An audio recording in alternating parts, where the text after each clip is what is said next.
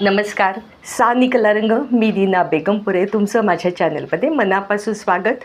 बऱ्याच जणांच्या आता तक्रारी वाढत चाललेल्या आहेत की आम्हाला हे होतं ते होतं. तर आजकालची ही जीवनशैली आहे त्याचा पण खूप तुमच्या याच्यावर परिणाम होतो आहे. तर आपण प्रत्येक वेळेस औषधं आणि टॅबलेट्स इंजेक्शन ह्याचं अगदी एक खूपच गंभीर परिस्थिती तर नक्की घ्या. तुम्ही डॉक्टरांकडे नक्की जा. पण ज्या गोष्टी आपल्या हातात आहे त्या नक्की करा. आपल्या निसर्गोपचारमध्ये एक जलचिकित्सा म्हणून असते.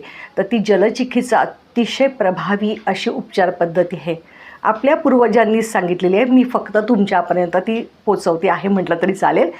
तर आपले जे शरीरातलं रक्ताभिसरण कमी होतं, हातपाय सुन्न होतात, हातापायात म्हणतात ना मुंग्या आल्यासारख्या वाटतात, टाचेचं हाड दुखतं किंवा गुडघे दुखतात, सांधे दुखतात, निद्रानाश, डोकेदुखी अशा अनेक आजारांवर ही जलचिकित्सा अतिशय प्रभावी अशी आहे.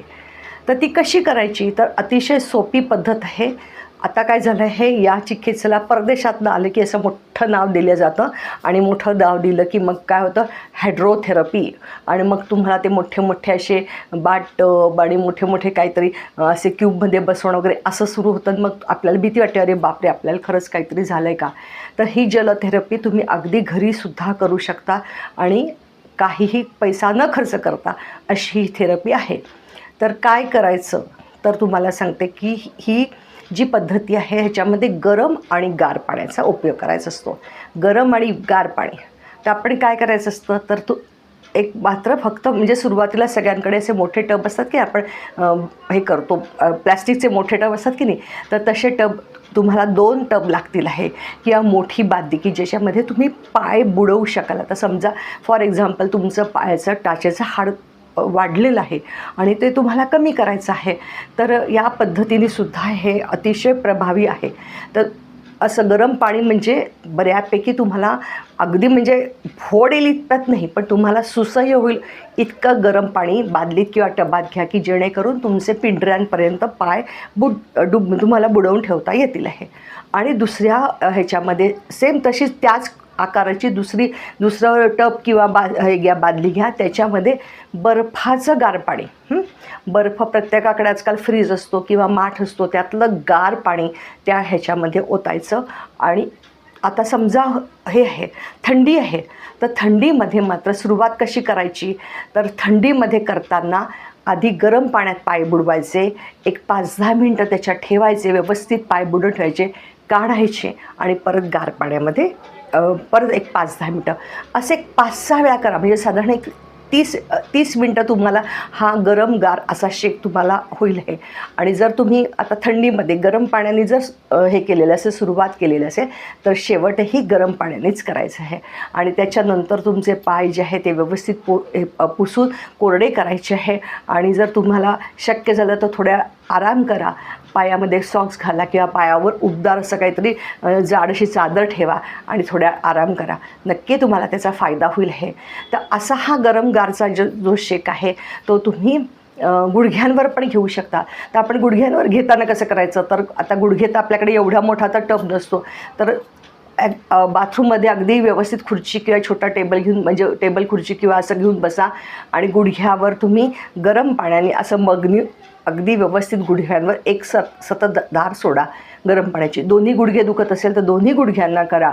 तसं झाल्यावर दुसऱ्या ह्याच्यामध्ये तुम्ही बर्फ एका पुरचुंडीत किंवा अशा बर्फ आईस बॅग पण मिळते की त्याच्यामध्ये तुम्ही बर्फ त्याच्यात घालून तुम्ही बर्फाने शेकायचं.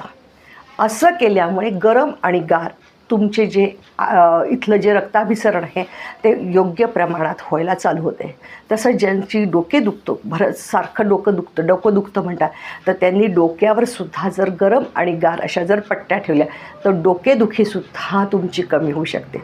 तसंच बरेच जणांनी निद्रानाश, आजकाल सगळ्यांचं कॉमन प्रॉब्लेम झाला आहे की निद्रानाश, आम्हाला झोप येत नाही. तर त्याच्यासाठी सुद्धा हा प्रयोग केला तरी झोपायच्या आधी करा तर उपयोगी ठरू शकेल. फक्त हा कधी करायचा आणि कोणी नाही करायचं हे मात्र लक्षात ठेवा तुम्ही. तर हा जेवल्या करू नका. एक फार तर रिकामं पोट असलं तरी चालेल, पण जेवल्या करायचा नाही. जेवल्या तुम्ही 1-1.5-2 तासांनी हा प्रयोग करा. ज्यांचं BP शूट होतं किंवा ज्यांना हार्टचा त्रास आहे, गर्भवती बायका आहे, त्यांनी हा प्रयोग करू नका, अजिबात करू नका. डॉक्टरांचा सल्ला घ्या की हे तुम्हाला चालणार आहे का, तरच सुरू करा, नाही तर काही वेळेस BP शूट व्हायचं शक्यता असते. अजून ह्यातलं एक प्रभावी म्हणजे आजकाल सगळ्यांना ॲसिडिटी वाढते. ॲसिडिटी कारण एक जीवनशैली बदलत चाललेली आहे, तर ॲसिडिटी वाढते. ॲसिडिटी आम्हाला खूपच पित्ताचा त्रास होतो आहे. तर अशा वेळेस काय करायचं, तर आता पोटावला तर आपण शेक कसं देऊ शकणार आहे, तर तुम्ही काय करा, आपला टर्किशचा जाड टॉवेल असतो की नाही, तो गार पाण्यामध्ये, बर्फाच्या पाण्यामध्ये असा बुडवून ठेवा आणि ते गार झालेली घडी जी आहे ती पोटावर ठेवा. तुम्हाला अगदी लगेचच तुम्हाला पित्त कमी झाल्याचं जाणवेल आहे, शरीरातली उष्णता कमी झाल्याचं तुम्हाला जाणवेल आहे. मगाशी मी थंडीत सांगितलं, हाच तुम्हाला जर प्रयोग उन्हाळ्यात करायचा असेल तर तुम्ही आधी थंड पाण्याने करायचं, सुरुवात थंड पाण्याने करायची आणि मग गरम पाण्यात घालायचं. असं तुम्ही 4-5 वेळा असं जर केलं तर शेवट परत तुम्ही थंड पाण्यानेच शेवट करायचं आहे. तर अशी ही जलथेरपी म्हणजे जलचिकित्सा ही अत्यंत प्रभावी आहे.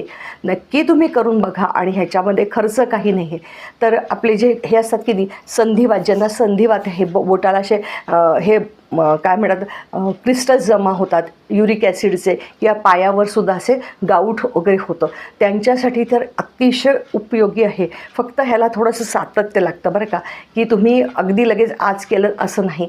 तर तुम्ही गरम आणि गार, हे ज्यांचा गाऊटचा त्रास आहे किंवा इथे हाडांवर ज्यांचे क्रिस्टल्स जमा होतात, त्यांनी गरम आणि गार पाण्यामध्ये असे पाय किंवा हात असे तळवे बुडवून ठेवा आणि आपोआप हे जे क्रिस्टल्स असतात हे अगदी म्हणतात ना तुटून, म्हणजे असे तिथे विरघळून तुमच्या युरिनच्या वाटे बाहेर पडून जातात. तर अशी ही जलचिकित्सा अतिशय प्रभावी आहे. नक्की करून बघा आणि मला तुम्हाला जे काय वाटलं ते तुम्ही नक्की सांगा.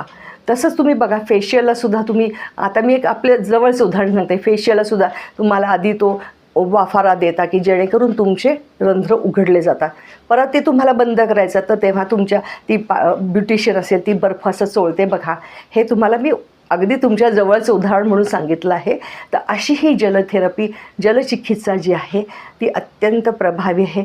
करून बघा आणि मला तुम्हाला काय वाटलं, तुम्हाला किती गुण आला, तर कसा किती दिवसात, लगेच येत नाही.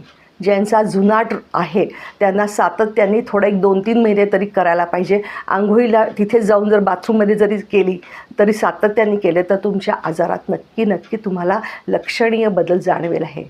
मला वाटतं ज्यांना प्रॉब्लेम आहे त्यांनी नक्की हा व्हिडिओ संग्रही ठेवा आणि तुमचे जे ओळखीचे आहे ज्यांना हा त्रास होतो आहे, टाचदुखीचा, संधिवाताचा, गाऊटचा, निद्रानाशचा, या सगळ्या रोगांवर तुम्ही ही थेरपी जी आहे जलचिकित्सा ही अत्यंत उपयोगी आहे.